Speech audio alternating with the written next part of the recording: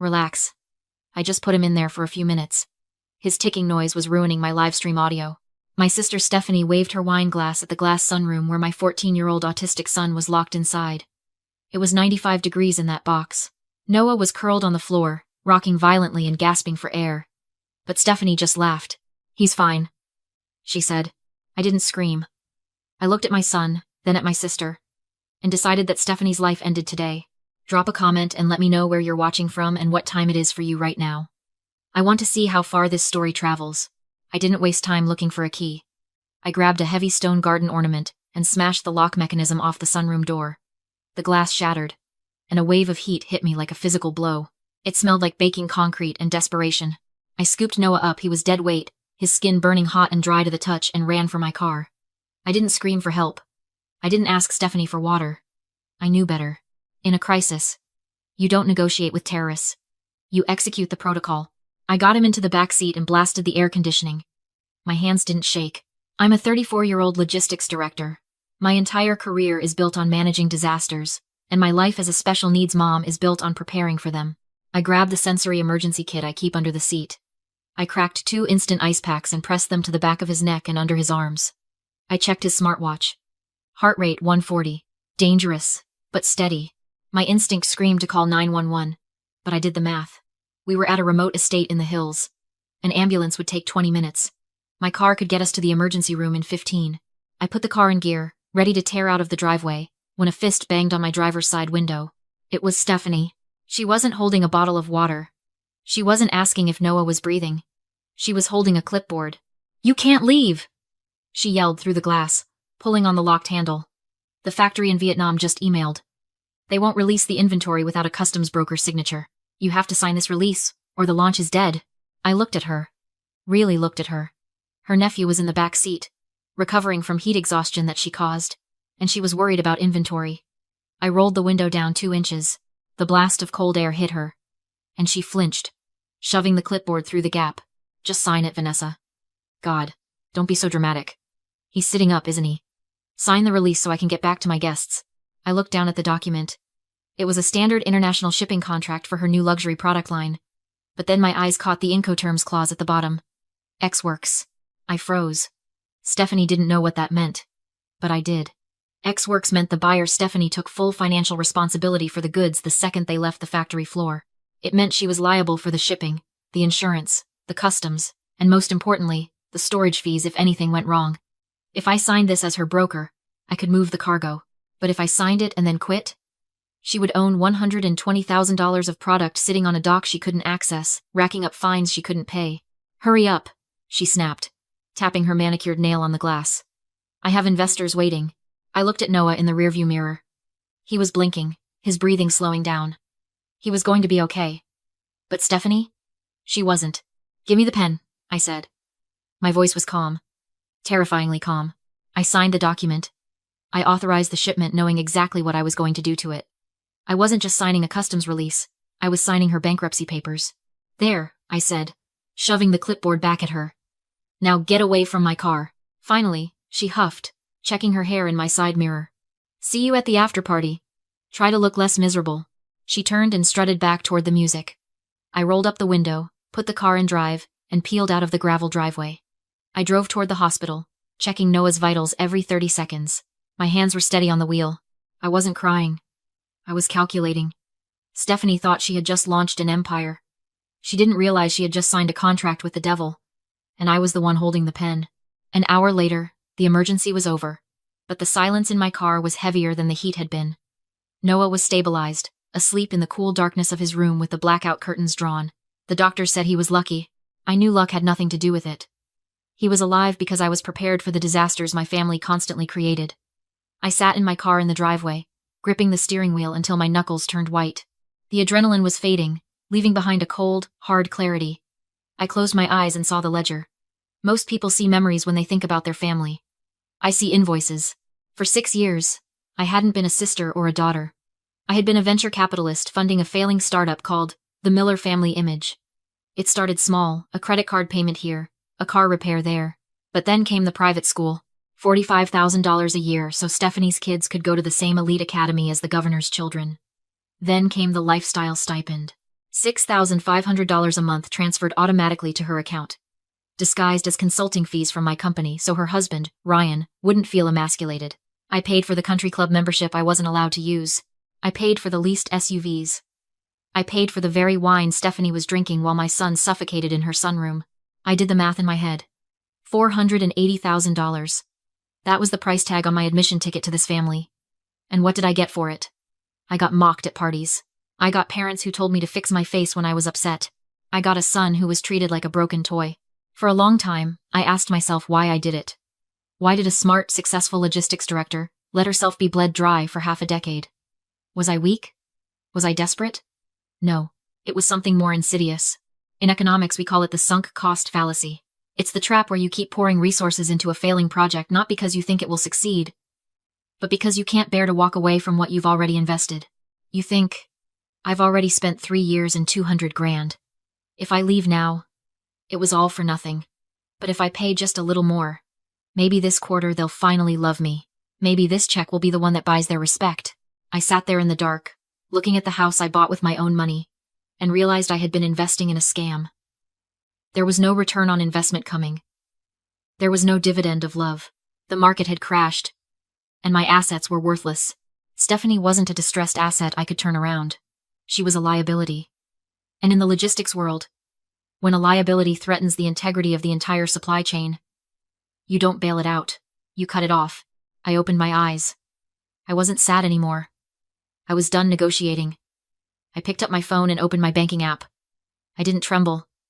I didn't hesitate. I looked at the scheduled transfer for the first of the month, the mortgage payment for my parents, Violet and Lincoln, who had watched my son suffer and said nothing. I hit cancel. Then I went to the tuition portal. Cancel. Then the stipend. Cancel. It was time to liquidate. I didn't go to sleep. I couldn't. I needed to see the enemy one last time before I pulled the trigger. I sat on the edge of my bed in the dark, the blue light of my phone illuminating my face. A notification popped up at the top of the screen. Stephanie Miller is live. I tapped it. The screen filled with the golden glow of the party I had just fled. The music was louder now. A thumping bass that would have sent Noah into a meltdown instantly. Stephanie was standing on a makeshift stage near the pool, a microphone in one hand and a magnum of champagne in the other. She looked radiant. She looked triumphant. She looked like a woman who hadn't just nearly killed her nephew. I just want to say, she shouted into the mic, her voice slightly slurred, that today is the beginning of the Miller Empire. We just signed the logistics deal of the century. My new product line is officially global. The crowd cheered. My parents, Violet and Lincoln, were standing in the front row, clapping harder than anyone. I watched my mother beam with pride, the same mother who had watched me drag my overheating son to the car and hadn't even offered to hold the door. Self-made, Stephanie screamed, raising the bottle. Nobody handed this to me. I built this brick by brick. I felt a cold laugh bubble up in my throat. Self-made. I had paid for the bricks. I had paid for the mortar. I had paid for the microphone she was holding, and the stage she was standing on. And 5 hours ago, I had signed the contract that she was bragging about, the contract that was actually a financial death sentence. Then, I saw a comment scroll up the side of the screen. A follower asked, "Where's the nephew?" I thought he was going to be the ring bearer for the launch. Stephanie saw it. She didn't flinch. She didn't look guilty. She rolled her eyes, leaning confidentially into the camera. "Oh, don't ask," she sighed, pulling a face of mock exhaustion. The help had to take him home. He was having one of his episodes. You know how it is. He was ruining the aesthetic, honestly. The ticking noise was drowning out the DJ. Better for everyone that he's gone. The help. She wasn't talking about a nanny. She was talking about me. Her sister. The woman who had funded her existence for 6 years. To Stephanie, I wasn't family. I was staff. And Noah wasn't a child who had suffered a medical emergency due to her negligence. He was a glitch in her production value. In the background of the shot, I saw my father, Lincoln, lean over and whisper something to my mother. They both laughed. They were relieved we were gone. We were the stain on the carpet that had finally been scrubbed out. That was the moment the last thread snapped. If I had harbored even one microscopic grain of guilt about what I was about to do, about the financial ruin I was about to unleash on my own sister, it evaporated instantly. There was no redemption here. There was no misunderstanding. These were people who would consume me until I was a husk and then complain that I wasn't filling enough. I didn't type a comment. I didn't send an angry text. I simply closed the app. The room went dark again. I stood up and walked to my home office. It was time to go to work. The war hadn't started at the barbecue. It started right now. I walked into my home office and sat in my ergonomic chair. The room was silent, a stark contrast to the thumping bass of the party that was still ringing in my ears. I opened my laptop. The screen glowed to life, illuminating the spreadsheet I had closed earlier. But I wasn't looking at family expenses anymore. I was logging into the global logistics portal my firm used to manage international freight. Stephanie liked to play business. She liked the aesthetic of it, the launch parties, the branded stationery, the founder title in her bio. But she didn't understand the mechanics. She didn't understand that the global supply chain is a merciless machine that eats amateurs alive. And thanks to the document she had forced me to sign in the driveway, she had just walked into the gears. I pulled up the active shipment file. Project Glow. SKU. 8920. $120,000 worth of custom packaging and product. Currently sitting in a 40-foot container on the Hanjin Scarlet. Docking at the port of Long Beach in exactly 6 hours. Step 1. The resignation. I drafted a formal email to the manufacturing partner in Vietnam. I didn't use emotional language. I used corporate boilerplate. Effective immediately. I, Vanessa Miller, am resigning as the customs broker and freight forwarder for Stephanie Miller Brands. All future correspondence regarding clearance and drayage should be directed to the consignee. Click. Sent. She was now flying blind. Step 2. The blacklist. I navigated to the credit risk database. For years, I had been personally guaranteeing her invoices. When she was late, I paid. When she overextended, I covered the gap. To the system, she looked like a AAA client. To reality, she was insolvent. I removed my personal guarantee. Then, I uploaded the records of her unpaid invoices, the real ones, the ones I had been hiding. The system flagged her LLC immediately. High-risk credit account. Cash on delivery only. Step 3. The trap. This was the kill shot. I pulled up the bill of lading. Because I had signed the release under X-Works terms, the legal ownership of that cargo had transferred to Stephanie the moment it left the factory floor in Ho Chi Minh City. She didn't just own the product. She owned the problem. Since I had resigned, there was no broker to clear the goods through customs. The container would be offloaded at the port and placed in a holding yard. And that is when the clock would start. Demurrage. It's the ugliest word in logistics. It's the fee the port charges when you don't move your container fast enough. For a high-demand port like Long Beach, the rate was punitive. After the free window passed, Stephanie would be charged $800 a day. Every single day. She couldn't ship the goods because she had no broker and no credit. She couldn't return the goods because the contract was non-cancelable, non-returnable. The factory already had their money, which she borrowed. They didn't want the product back. And she couldn't even abandon the goods.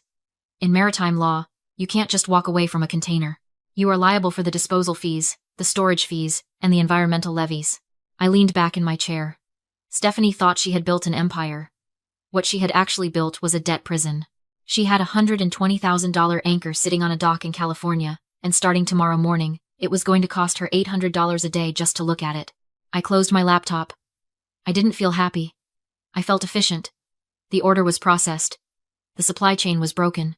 Now, I just had to wait for the invoice to arrive. 3 days of silence followed. It was the heavy, suffocating silence of a dam about to burst. I spent those days working, taking care of Noah, and watching the tracking status of container SKU 8920. Every morning, the status updated. On hold. Port Authority. Every morning, another $800 was added to Stephanie's tab. Then, on Thursday afternoon, the door to my office banged open. My assistant didn't even have time to announce her. Stephanie stormed in, bypassing the reception desk. She looked manic. Her founder blowout was frizzy, her designer blazer was wrinkled, and there was a wild, desperate look in her eyes that I had never seen before. "Fix it," she snapped, slamming my desk. "Port fees are $2,400. They won't release the container. The factory won't answer. You did this." "I resigned," I said without looking up. "I'm not your broker. I can't touch the shipment." "You blacklisted me," she screamed. My credit was flagged. "I reported accurate data," I replied. "You're insolvent. That's not a blacklist." She froze, then smiled. Cold. Calculated. "I have backup funding." "You don't," I said. "Everyone's tapped." She tossed a letter onto my desk. "A $100,000 merchant cash advance. Predatory. Instant." "How?" I asked. "It's not my credit," she said calmly. "It's Noah's." The room went silent. Years ago, she'd added my son as an authorized user, quietly building a perfect credit profile. Now she'd taken a loan against it. "If you report this," she whispered, "the bank sees his name. Do you want your autistic son investigated for fraud?" She stood. "I win. She was wrong. I worked in compliance. I didn't need a lawyer. I filed a suspicious activity report, synthetic identity fraud involving a minor. Once filed, the system doesn't negotiate." The next morning at the port of Long Beach, I watched as her card was declined. Again. Then security stepped in. Minutes later, detectives arrived. I handed over the binder. Contracts, IP logs, medical affidavits, and 6 years of financial records. She was arrested for wire fraud, aggravated identity theft, and bank fraud. Her container became evidence, $800 a day in fees she couldn't stop. 2 months later, I sat in my garden with my son.